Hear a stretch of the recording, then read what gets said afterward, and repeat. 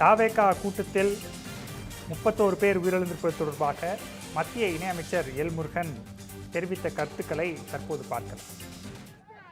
கரூர்லேருந்து வர செய்திகள் மிகவும் கவலைக்குரிய செய்திகளாக இருந்து கொண்டிருக்கிறது. இந்த நேரத்தில் பாதிக்கப்பட்ட குடும்பங்களுக்கு நாம் அனைவரும் உறுதுணையாக இருக்க வேண்டும். இரண்டாவது, அங்கு என்ன நடந்திருக்கிறது என்பதை இன்னும் முழுமையாக நமக்கு தகவல்கள் வரும்பொழுது தான் இன்னும் நமக்கு முழுமையான தெரியும்.